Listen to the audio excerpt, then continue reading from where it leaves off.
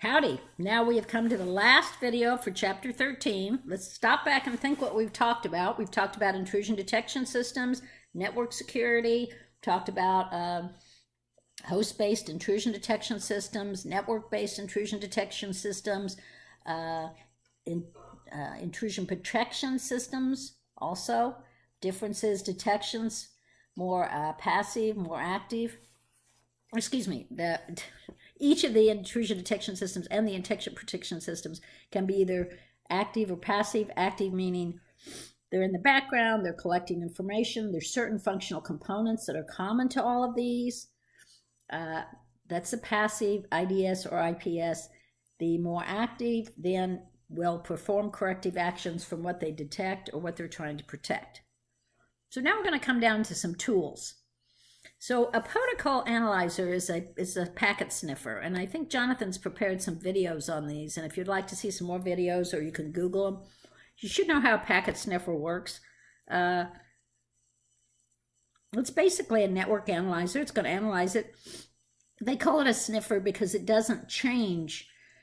It just kind of spies on the packets that go by, but it doesn't change or alter them or in any way do something nefarious to them. It just basically collects information. So it collects information to capture and decode network traffic. So it sniffs it. It doesn't do anything else. And they've been used for a long time because they're so versatile and they're useful. Nobody's come up with a better approach. They've just gotten better over the years. They can be used for several activities: detecting intrusions or undesirable traffic, catching traffic during incident response or incident handling, looking for botnets. You can read the list here. One thing I want to tell you, as someone who also has a law degree, a lot of times when these protocol analyzers or sniffers or whatever, when they're detecting this kind of information, especially during an incident response or incident handling, this is very vital data and it must be protected.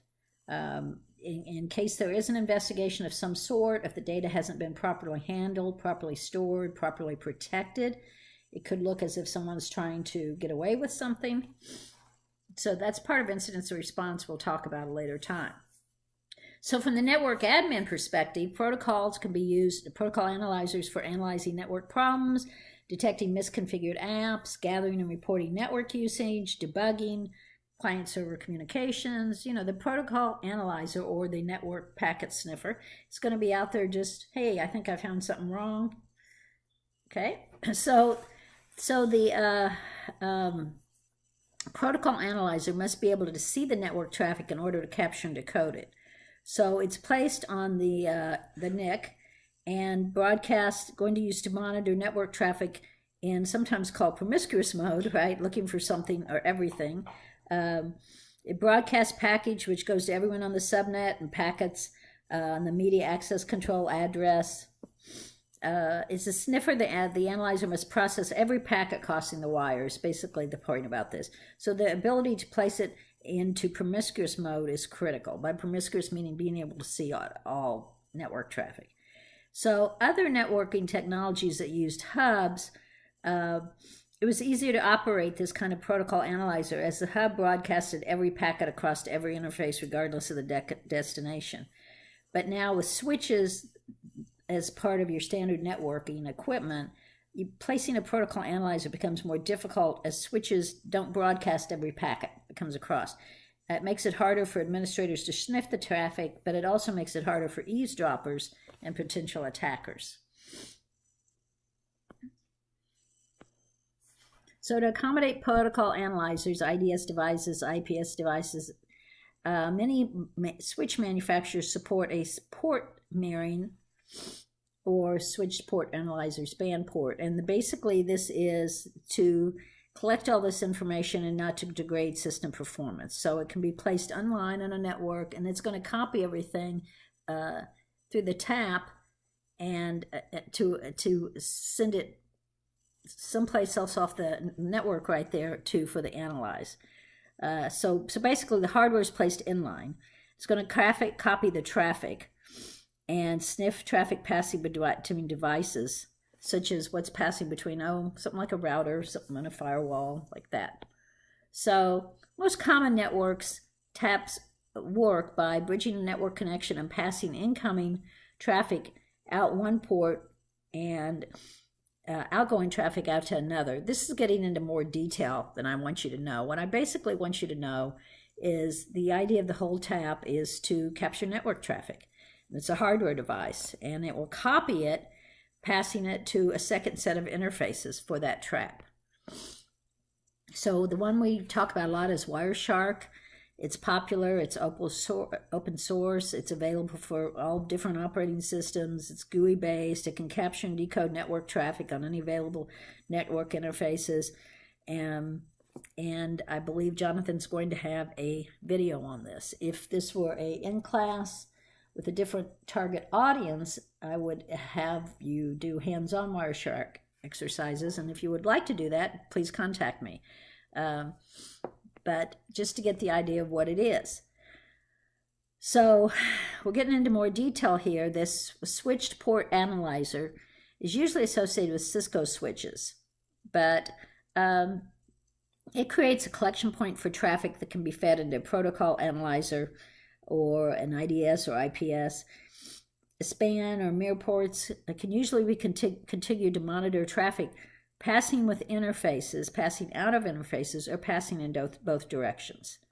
And when configuring this port mirroring, you need to be aware of the capabilities of the switch you're working with, obviously. What's it going to do? How's it going to do it? And again, a little more detail. So the port, let me leave that flash up there for a moment. There's not a lot of information in that, but so the port scanner is a tool designed to probe a system or systems for open ports, and to probe for open or listening ports and a report back to the user which ports are closed, which are filtered, and which are opened. And they're available for virtually every operating system and every mobile computing device. And it's a typical attacker thing just to scan the ports, see what's there. They can search for live, open ports, again, more details. Except this salient point that security professionals, i.e. the white or gray hats, use them as much the same way an attacker, i.e. a black hat, would, to probe the systems in your network for open services. Just two different intents. The system security professional is going to do that to protect the system, to determine what's open to protect it. The hacker, of course, is going to use it to get into the system. And by scanning the responses from each port, you can deduce which are open, closed, filtered, additional. Again, more detail than I'm going to hold you responsible for. I'm including this because some of you do have interest in it, others don't. Defending against port scans is hard. So you can blacklist, so you can block IP addresses that scan you, but you run the risk of an attacker spoofing source addresses as decoys. So basically, due diligence is best. Carefully control what traffic you let in and out of your network using firewalls, network filters, host filters, and monitor any traffic allowed into the network. Basically, what are you looking for? Should it be here? Get it out if it shouldn't. Again, passive and active tools, whether it's Nmap, talked about here, another one if you were in class and a different scope for this class, we would be doing an Nmap exercise. But they interact with the target system in a fashion where their use can be detected. Whereas passive tools don't interact with the system.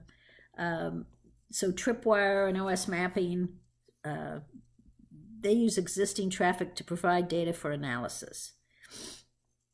These are all common tool names you should know: Wireshark, Tripwire, and Nmap. Okay. So let me give you an example of this. A passive example is the OS mapping by analyzing TCP IP traces using Wireshark, and passive sensors can use existing traffic to provide data for analysis. Whereas active, an example would be sending packets that can be detected and to map out the network or look, something like doing the port scan. So an Nmap tool is more active. Tripwire is more passive. Very not important to this class. We're getting into too much detail here. So I'm not worried so much about banner grabbing. You know, I think of banners with when you get on any of your federal systems and they have the banner and they identify the type and version and they post information and they tell you to do certain things. It is a vulnerability that can be exploited by a hacker. All right, so chapter 13's got a lot in it. What I want you to know is the appropriate network tools, the things we've talked about, the appropriate use of these tools, how we're going to apply them in host-based security applications, the difference between host and network, the difference between active and passive, the difference between intrusion detection systems and intrusion protection systems. And as always, if you have any questions, be sure and email me. Thank you.